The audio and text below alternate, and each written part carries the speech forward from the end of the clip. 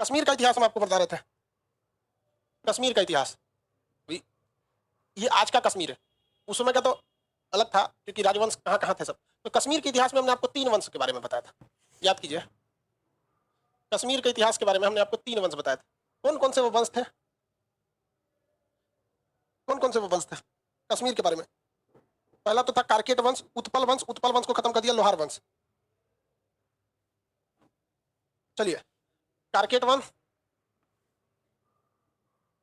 उत्पल वंश और लोहार वंश, इसके बारे में हम लोग समझते हैं। लोहार वंश, इसके बाद आएगा राजपूत काल। लोहार वंश इसके बाद आता है हमारा राजपूत काल। स्टार्ट करते हैं हम लोग कारकेट वंश से। कारकेट वंश इस वंश में सबसे प्रसिद्ध था, सबसे पहले यही वंश आया था, कारकेट वंश। कश्मीर में पहाड़ी क्षेत्र था कश्मीर, यहाँ पर कारकेट वंश। किसी को दिक्कत?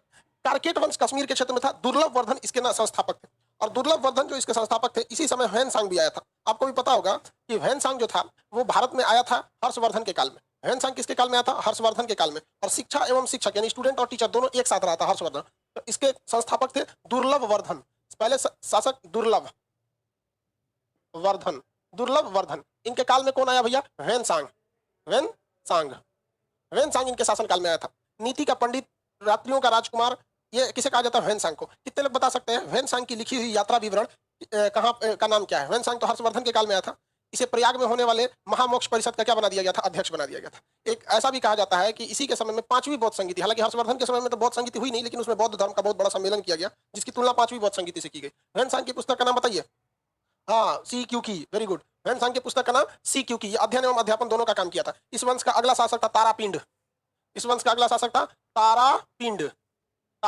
इस वंश का था ये बहुत ही क्रूर शासक था। इतिहास में 2 क्रूर शासक मिलेंगे सब, याद रखिएगा। एक तारापिंड के बारे में स्पेशली पूछता है, सबसे क्रूर शासक कौन था? तारापिंड। दूसरा, जब हम आपको बहमनी साम्राज्य पढ़ाएंगे ना, तो वहां अलाउद्दीन हुमायूं के बारे में आपको बताएंगे। तो एक बहमनी साम्राज्य में आएगा अलाउद्दीन हुमायूं, उसको भी बहुत क्रूर शासक बोला जाता है। तो 2 ऐसे शासक हैं जिन्हें काफी क्रूरता के लिए जाना जाता है। पागल था सभी, सब कब किसको मार देगा किसी को नहीं पता। तो 2 क्रूर शासक याद रखिएगा, एक तारापिंड और एक अभी आपको पढ़ाया नहीं बहमनी साम्राज्य। बहमनी साम्राज्य बताएंगे तो उसमें आपको बता देंगे, ठीक है सर। वीडियो की क्वालिटी थोड़ी सी एप्लीकेशन पे वर्क हो रहा है, एप्लीकेशन पे थोड़ा सा अपडेट लाया जा रहा है ना, इस वजह से थोड़ा सा वीडियो क्वालिटी को मैनेज करने, मतलब लाइव थोड़ा सा डिस्टर्ब आ गया स्पीड को भी लेके। तो जब तक वो वर्क चल रहा होता है तो कुछ चीजें रुक जाती हैं। अब 1-2 दिन में वो वर्क कंप्लीट हो जाएगा, फिर से सही हो जाएगा। जब भी कैसे मोटरसाइकिल चलाते हैं तो गियर लगाने से पहले क्लच ले लेते हैं, वैसे भी एप्लीकेशन को क्लच पे लिया गया है, ठीक है। एप्लीकेशन को क्लच पे लिया गया ताकि आप लोग को लिए कुछ अच्छा दिया जा सके। अब वो पहले ही आपको नहीं बताएंगे, उस वक्त ही बताएंगे, ठीक है। आगे देखते हैं। तारापीठ के बारे में याद रखेगा, ये कैसा शासक था? एक क्रूर था। इसके बाद आते हैं एक तो शासक ललितादित्य। ललितादित्य ये इस वंश के काफी योग्य शासक थे। इसका नाम ललितादित्य इनका नाम था। तो ललितादित्य जो थे ये काफी योग्य शासक थे, और इनका युद्ध हुआ था मध्य प्रदेश के एक चंदेल शासक थे जिसका नाम था यशोवर्मन। तो ललितादित्य योग्य शासक था, नो डाउट, इसमें कोई कमी नहीं थी, यह एक योग्य शासक था। दूसरा कि इसका एक चंदेल शासक कौन थे भैया? चंदेल शासक यशोवर्मन। चंदेल शासक यशोवर्मन से युद्ध हुआ। लिखा ना भाई, यशोवर्मन से युद्ध हुआ और इन्होंने यशोवर्मन को हरा दिया। हम आपसे पूछते हैं कि यशोवर्मन ने कौन सा मंदिर बनवाया था? खजुराहो का मंदिर। पूछ देंगे मुड़िए तुम नाम, खजुराहो का मंदिर बोलता है। खजुराहो में 2 मंदिर है, ऐसे बोलेगा खजुराहो का मंदिर। दोनों में से कौन सा मंदिर बनवाया था बताइए? अरे भैया वहां कंदरिया महादेव भी है और वहां एक चतुर्भुज भी मंदिर है। कौन सा मंदिर बनवाया? हाँ, चतुर्भुज मंदिर, विष्णु भगवान का चतुर्भुज मंदिर। ऐसे कंप्लीट बताइएगा ना, विष्णु भगवान का पुजारी था तो ढंग था ना अलग अलग। विष्णु भगवान का मंदिर का नाम क्या था? चतुर्भुज मंदिर। हम यहाँ चतुर्भुज बना दे रहे हैं, लिखने की जगह नहीं। चतुर्भुज मंदिर बनवाया था। इस वंश का अगला लास्ट शासक था जय सिंह। देखिए, जय का मतलब क्या होता है? जीत जाना। तो देखिए इसमें ना ज्यादातर में पिंड थे, इसका तारापिंड, ललितादित्य, तारापिंड, इसका नाम जयपिंड। जय सिंह नहीं, जय सिंह तो चंदेल वहां थे सब, चौहान। जयपिंड। तो जयपिंड के समय क्या हुआ? यह लास्ट शासक हुआ। इसके बाद यह वंश धीरे धीरे कमजोर हो गया। जयपिंड, जय से तो मतलब था जीत जाना, लेकिन जीता नहीं था, ये एकदम लास्ट साबित हुआ। तो कारकेट वंश में इतने मुख्य रूप से 4 राजाओं का नाम याद रखना है। दुर्लभ वर्धन, ह्वेन आया, 4 बार बोलिएगा, याद हो जाएगा आराम से। इसमें ये आपको अक्सर पूछ देता है सबसे क्रूर शासक। 2 शासकों के नाम बताए जो क्रूर शासक थे। आगे बढ़े।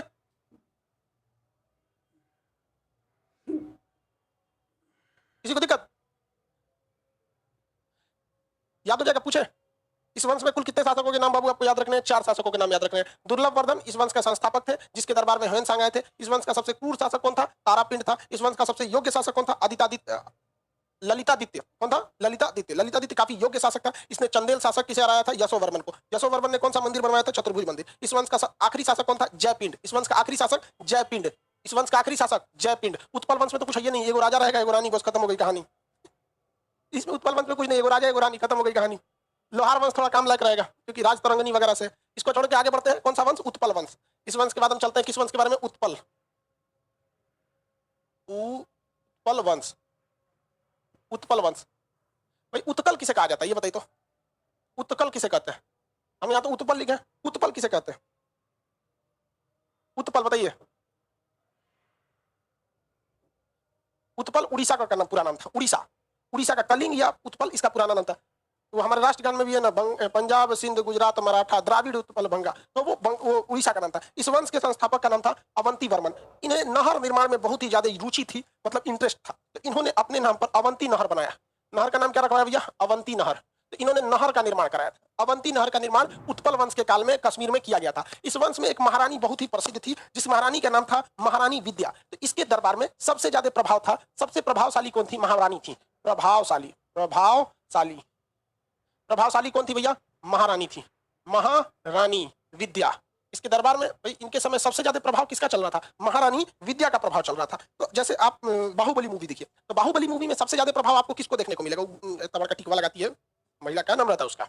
शिवगामी देवी। शिवगामी देवी का प्रभाव सबसे ज्यादा रहता। तो उसी तरह से यहाँ पर सबसे ज्यादा प्रभाव महारानी विद्या का था। तो महारानी विद्या जो थी ठीक ठाक शासन चला रही थी। जैसे शुरू में से माहिष्मति को भी देव ये शिवगामी देवी ठीक ही ले जा रही थी, बाद में गड़बड़ हो गया। इनका जब मृत्यु हुआ तो इसके मृत्यु के बाद ये जो उत्पल वंश आया, उत्पल वंश का पूरा बागडोर संभालने के लिए संग्राम राज को दे दिया गया। संग्राम राज इसका पूरा, इनकी जब मृत्यु हुई तो इसका पूरा बागडोर कौन संभाला? संग्राम राज। संग्राम राज, संग्राम राज ने पूरा बागडोर संभाल लिया। उत्पल वंश के संस्थापक, तो उत्पल वंश के संस्थापक थे अवंती वर्मन। इन्होंने कौन सा नहर बनवाया? तो अवंती नामक नहर बनवाया। कौन सा नहर? अवंती नहर का निर्माण कराया था। उसके बाद आप देखेंगे इस वंश में सबसे प्रभावशाली महारानी विद्या थी, जिनके मृत्यु के बाद इस वंश का बागडोर किसके हाथ में चलाया? संग्राम राज के हाथ में चलाया। लेकिन भाई साहब संग्राम राज ने ही इसका बगावत कर डाला और संग्राम राज ही ने एक नया वंश लोहार वंश की स्थापना कर डाली। तो संग्राम राज जो है ये दोनों के बीच में ट्रांजिशन हो जाएगा। जैसे कि उत्पल वंश का अंतिम बागडोर किसको दिया गया था? संग्राम राज को दिया गया था। लेकिन संग्राम राज ने कौन से वंश की स्थापना कर दी? लोहार वंश की स्थापना कर दिया। कौन से वंश की? लोहार वंश। लोहार वंश।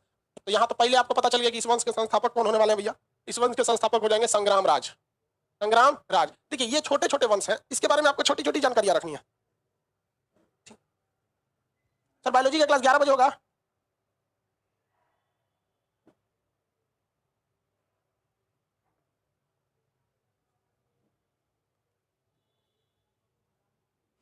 चलिए नोटिफिकेशन दिए हुए हैं 11 बजे का, लेकिन आप लोग में किसी किसी के मोबाइल में नोटिफिकेशन में बंद रहता है, कोई भी नहीं करता है। नोटिफिकेशन दे लो के बाद, नोटिफिकेशन हमारे मोबाइल में तो आया। चलो भाई देखो, इस वंश के संस्थापक कौन थे? संग्राम राज। इस वंश का अगला शासक था हर्ष। हर्ष इस वंश का अगला शासक था। भैया ये कि योग्य शासक थे। कैसा थे? योग्य शासक। लेकिन इनके समय क्या पड़ गया? अकाल पड़ गया। अकाल पड़ गया और अकाल पड़ने के कारण और इन्होंने कुछ खास अच्छा काम नहीं किया, तो इनका शासक नीरो से किया गया। नीरो से तुलना किया गया। इनकी तुलना किससे किया गया? उपाधि नीरो की उपाधि दिया गया। कितने लोग बता सकते हैं नीरो कहां का शासक था? नीरो कुछ आइडिया देखिए, हम तो बताएंगे लेकिन आप बताएंगे तो थोड़ा सा पता चलता है कि आगे क्या था। ये योग्य शासक थे नो डाउट। इनके समय में भीषण अकाल पड़ा था। अब इतने योग्य थे, आप ऐसे लगे ना कि जो कलहन नामक व्यक्ति थे, कलहन इन्हीं के दरबार में रहते थे। कलहन कवि थे। कलहन नामक विद्वान इन्हीं के दरबार में रहते थे, जिनकी पुस्तक राज तरंगिणी से पूरे कश्मीर की जानकारी मिलती। नीरो कहां का शासक था? एक कहावत भी कहते हैं, रोम जल रहा था नीरो हंस को दाने खिला रहा था। रोम जल रहा था, नीरो हंस को दाने खिला रहा था। मतलब नीरो ऐसा शासक था, उसका साम्राज्य जल गया होगा, पता नहीं चला। मतलब उसको कोई मतलब नहीं हमारा साम्राज्य जल रहा है, क्या हो रहा है क्या नहीं हो रहा है, ऐसा इससे कोई बहस नहीं था। इसलिए इसके अकाल पड़ा था। इसकी उपाधि किसकी दी गई? इसे उपाधि दी गई नीरो की। इसके दरबार में कौन कवि रहते थे? कलहन रहते थे। कलहन की पुस्तक का नाम क्या भैया? राज तरंगिणी पुस्तक का नाम। पुस्तक का नाम क्या है? राज तरंगिणी। लेकिन राज तरंगिणी इनकी पुस्तक एक बार में कंप्लीट नहीं हुई। अब आपको पूरे कश्मीर का इतिहास लिखना है तो धीरे धीरे जानकारी लिखेंगे। उस समय ना यूट्यूब था, ना उस समय एप्लीकेशन था, ना ही कोई गूगल था जो धड़ाक से खोज के लिख ले, तो काफी समय लगा। तो हर्ष के बाद इस वंश का जो अगला शासक आया जय सिंह। कौन आया? जय सिंह। इन जय सिंह के दरबार में इस जो कलहन की जो पुस्तक है, जिसका नाम क्या है भैया? राज तरंगिणी। राज तरंगिणी को क्या कर दिया गया भैया? उस समय कंप्लीट कर दिया गया। राज तरंगिणी पुस्तक की रचना किसके समय स्टार्ट हुई थी? हर्ष के समय। कंप्लीट किसके हुआ? जय सिंह के समय में। राज तरंगिणी को लिखने वाले कौन थे भैया? राज तरंगिणी को लिखा किसने था भैया? आपके कलहन ने। कलहन किसके दरबार में थे? तो कलहन दरबार में थे आपके हर्ष के। लेकिन कंप्लीट कब किया गया? तो जय सिंह के दरबार में जब ये थे तो कंप्लीट किया गया। जय सिंह जो थे इस वंश के एक तरह से कहिए तो लास्ट ही शासक थे, क्योंकि इसके बाद यहाँ पर तुर्कों का आक्रमण होने लगा, यवन आक्रमण होने लगा इस कश्मीर के ऊपर। तो इसके बाद किसका आक्रमण होने लगा? तुर्कों का आक्रमण होने लगा, यानी यवन आक्रमण हो गया इनके बाद। और यवन आक्रमण जब हुआ, यवन यवन आक्रमण हुआ, यवन आक्रमण के बाद इस पर किसका शासन हो गया? तुर्क का शासन हो गया। कश्मीर पर किसका शासन हो गया? यवन का जब आक्रमण हुआ तो यवन आक्रमण जब हुआ, आक्रमण भारत में तो दुनिया भर के आक्रमण हो गए, यवन आक्रमण के बाद यहाँ पर शासन किसका हो गया? तुर्क शासक आ गए। यवन आक्रमण के बाद यहाँ तुर्क शासक आ गए और इन तुर्क शासकों ने ही यहाँ पर शासन किया है। लेकिन आप देखिए हर जगह कुछ अच्छे लोग मिलेंगे, कुछ खराब लोग मिलेंगे। तो इन तुर्क शासकों में एक बहुत ही योग्य और थोड़ा सा दयालु किस्म का व्यक्ति था, जो धर्मों इत्यादि में भेदभाव नहीं करता था। उसका नाम था जैनुल आबेदीन। क्या नाम था? जैनुल आबेदीन। जैनुल आबेदीन। जैनुल आबेदीन। जैनुल आबेदीन। तुर्कों में सबसे योग्य शासक कौन था? जैनुल आबेदीन। इन्हें कश्मीर का अकबर कहते हैं। इन्हें कश्मीर का क्या कहा जाता है? अकबर कहा जाता है। यह क्वेश्चन दसियों बार पूछ चुका है कि कश्मीर का अकबर किसे कहा जाता है? कश्मीर का अकबर किसे कहा जाता है? हो गया? कश्मीर का अकबर किसे कहा जाता है?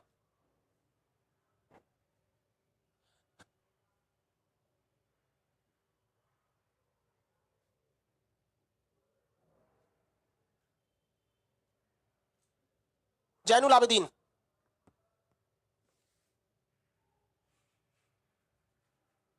ये बात हमेशा याद रखना है, ये बात हमेशा याद रहनी चाहिए। जैनुल आबेदीन।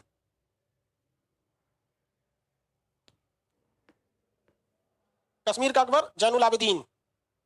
कश्मीर की जानकारी किस किताब से मिलती है? तो कश्मीर की जानकारी मिलती है आपकी राज तरंगिणी से। आगे थोड़ा इधर आते हैं, चलिए ध्यान से देखिए। उत्पल वंश के संस्थापक कौन थे? यहां से एक बार देखिए, फिर इसको मिटा के पूछेंगे। उत्पल वंश के संस्थापक थे अवंती वर्मन। उत्पल वंश के संस्थापक अवंती वर्मन। उत्पल वंश के समय पे सारा बागडोर किसके पास था? तो महारानी विद्या के पास। लेकिन महारानी विद्या की मृत्यु के बाद सारा बागडोर किसके पास आ गया? संग्राम राज। क्या संग्राम राज एक ईमानदार शासक था? नहीं, वह एक ईमानदार शासक नहीं था। संग्राम राज ने उत्पल वंश का अंत कर डाला और संग्राम राज ने ही लोहार वंश की स्थापना किया। लोहार वंश में सबसे योग्य शासक था हर्ष। हर्ष एक योग्य शासक था। इनके दरबार में कलहन नामक विद्वान रहते थे, लेकिन हर्ष के समय अकाल पड़ा और इसने कुछ अच्छा रिस्पॉन्स नहीं किया, इसलिए इसकी तुलना रोम के शासक नीरू से किया गया। इस वंश का अगला शासक था जय सिंह। जय सिंह के समय कलहन की पुस्तक राज तरंगिणी कंप्लीट हो जाती है, किंतु जय सिंह के समय यवन आक्रमण हो जाता है और कश्मीर पर तुर्कों का अधिकार हो जाता है। और इन तुर्क शासकों में सबसे योग्य शासक था जैनुल आबेदीन। जैनुल आबेदीन। जैनुल आबेदीन। जैनुल आबेदीन को कश्मीर का अकबर कहा जाता है। कश्मीर का अकबर कहा जाता है। ऐसे ही आपको मिलेगा दिल्ली सल्तनत का अकबर किसे कहा जाता है? तो अलाउद्दीन खिलजी को। समझ आ गया? सॉरी, अलाउद्दीन खिलजी नहीं, तो सिकंदर कहते हैं, फिरोज शाह तुगलक। तो अलाउद्दीन खिलजी बोल दिया, उसको द्वितीय सिकंदर बोला जाता है अकबर ने। आगे बढ़े।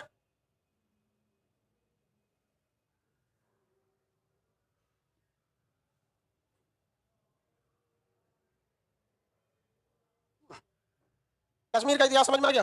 कश्मीर में सबसे पहले कौन सा वंश पढ़ेंगे? कारकेट वंश। संस्थापक बोलिए तो दुर्लभ वर्धन। इनके दरबार में कौन आया? वैन सांग। इस वंश का सबसे क्रूर शासक, इस वंश के क्रूर शासक में आएंगे तारापिंड। इस वंश का सबसे योग्य शासक तो ललितादित्य योग्य शासक थे, लेकिन इन्होंने किसे हरा दिया? चंदेल शासक यशोवर्मन को। इस वंश का अंतिम शासक कौन था? जयपिंड। जयपिंड इस वंश का अंतिम शासक थे। अब आते हैं राजपूत काल। कौन सा काल भैया? राजपूत काल। यहां से इंपॉर्टेंट हो जाता है आपका कुछ ज्यादा ही, इसलिए बी सीरियस यहां से, क्योंकि यहां पे हर वंश इसके बाद से एक दूसरे से कनेक्टेड मिलेंगे। इससे पहले तो थोड़ा छूट छूट जाता था। चलिए देखिए, राजपूत काल। राजपूत काल इसे हम लोग कहते हैं पूर्व मध्य काल। पूर्व मध्य काल भाई ये बेसिकली चालू हुआ था 800 से लेके 1200 तक। अब ये नहीं कि ये कोई मतलब वो थोड़ी है कि प्रोग्राम थोड़ी चालू रहा है, थोड़ा सा आगे पीछे हो सकता है, लेकिन इसी के बीच में राजपूत काल के नाम से जाना जाता है। कौन से काल से? राजपूत काल से नाम से जाना जाता है।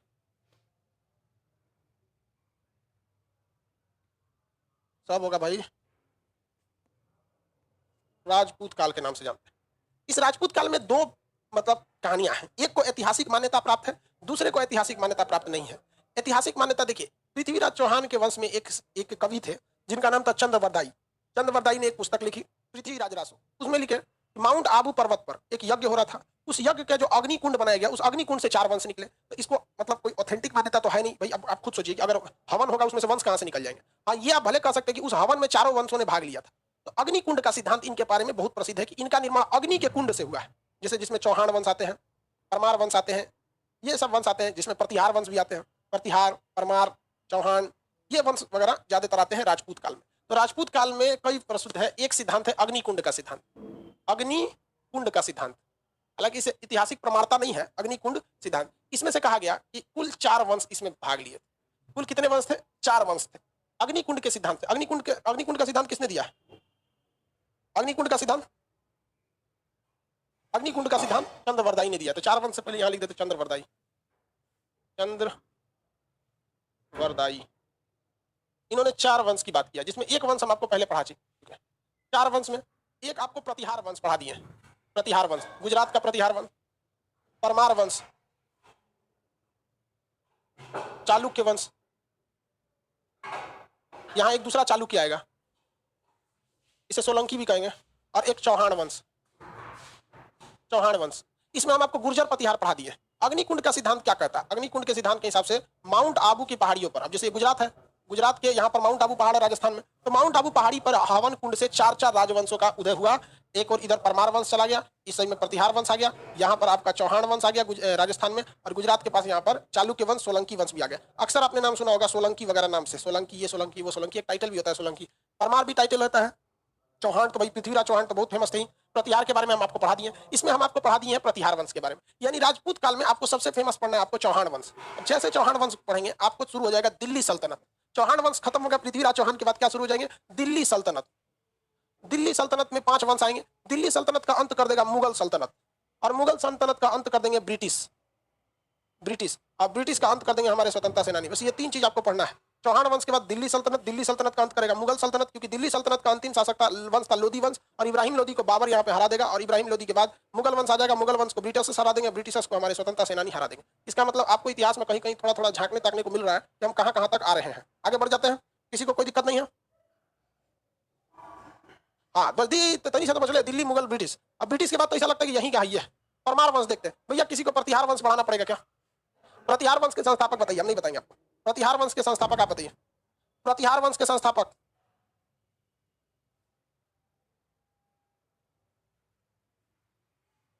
इसे गुर्जर प्रतिहार भी कहा जाता है यार, क्या बताएं हम आपको। प्रतिहार वंश के संस्थापक नागभट्ट, वेरी गुड। प्रतिहार वंश वालों ने कहां पर अधिकार कर लिया? तो कन्नौज पर। अपनी राजधानी किसे बनाई थी? कन्नौज को। अपनी राजधानी किसे बनाई थी? कन्नौज को बनाई थी इन्होंने। त्रिपक्षीय संघर्ष में भाग लिया था। किसे भाग लिया? त्रिपक्षीय संघर्ष में इन्होंने भाग लिया था। अब हम देखते हैं परमार वंश के बाद। कौन सा वंश के बारे में? परमार वंश।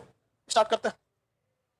राजपूत काल में पहला वंश जो हो गया प्रतिहार, जिसे गुर्जर प्रतिहार कहते हैं। प्रतिहार तो हमें पहला को नहीं बता दिए, दूसरा इस वंश स्टार्ट करते हैं परमार वंश। परमार वंश पहले, सबसे पहले इसका लोकेशन पूछ देगा। इसका लोकेशन था मालवा, यानी मध्य प्रदेश का एरिया था मालवा।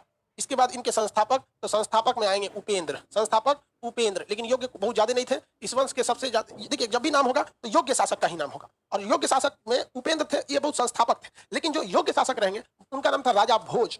इस वंश के शासक में राजा भोज, एक कहानी सुने, कहाँ राजा भोज है कहाँ गंगू तेली, तो राजा भोज थे। राजा भोज, राजा भोज जो काफी योग्य थे, बहुत ही योग्य शासक थे। इन्होंने अपनी इस राजधानी धारा नगरी को बनाया। धारा नगरी को बनाया। धारा नगरी, धारा नगरी जो थी संस्कृत का उस समय सबसे बड़ा केंद्र था, संस्कृत का। और यहाँ एक बहुत ही बेहतरीन मंदिर बनाई गई, सरस्वती मंदिर। सरस्वती मंदिर, सरस्वती मंदिर बनाया गया।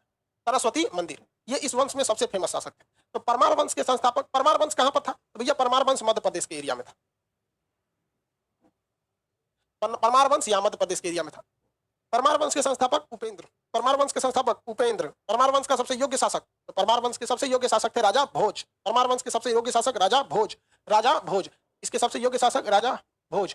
इन्होंने अपनी राजधानी किसे बनाया? धारा नगरी को बनाया। धारा नगरी किसके लिए प्रसिद्ध है? संस्कृत के लिए। यहाँ कौन सा मंदिर बनाया था इन्होंने? सरस्वती मंदिर, बहुत फेमस है। धीरे धीरे इसे भी किसने मिला लिया? दिल्ली सल्तनत ने अपने राज्य में मिला लिया। दिल्ली सल्तनत ने अपने राज्य में मिला लिया। धीरे धीरे दिल्ली सल्तनत ने इसे अपने राज्य में मिला लिया। राजपूत काल में 2 वंश आपको समझ में आ गया। पहला जो आपको प्रतिहार पढ़ा दिए थे, जो त्रिपक्षीय संघर्ष के दौरान था, और ये दूसरा आपको पढ़ा दिया धारा नगरी। हो गया? क्या हो गया भाई?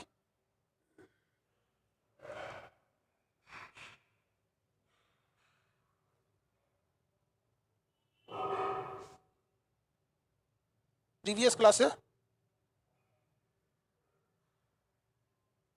चलिए ध्यान दीजिए, यहां पर आगे बढ़े। अब हमें कौन सा वंश पढ़ना है? चालुक्य वंश। अब गुजरात का चालुक्य वंश, टोटल आपको चालुक्य वंश 4 ठो पढ़ने हैं। एक चालुक्य वातापी, चालुक्य बादामी, चालुक्य बेंगी। तो यहाँ 3 तो पढ़ा दिए थे चालुक्य। अब ये गुजरात का चालुक्य वंश, तो गुजरात का चालुक्य वंश और राजस्थान का चौहान वंश, राजस्थान के चौहान वंश, इसके बारे में अब हम आपको कल के क्लास में बताएंगे। आज के लिए इतना ही। एप्लीकेशन पे थोड़ा सा वर्क हो रहा है, एप्लीकेशन पे थोड़ा वर्क हो रहा है, तो आप लोग के लिए कुछ उसमें और फीचर ऐड किए जा रहे हैं, तो उसके लिए थोड़ा सा एप्लीकेशन से कुछ सिस्टम को थोड़ा सा हटाया गया है। 1-2 दिन में वर्क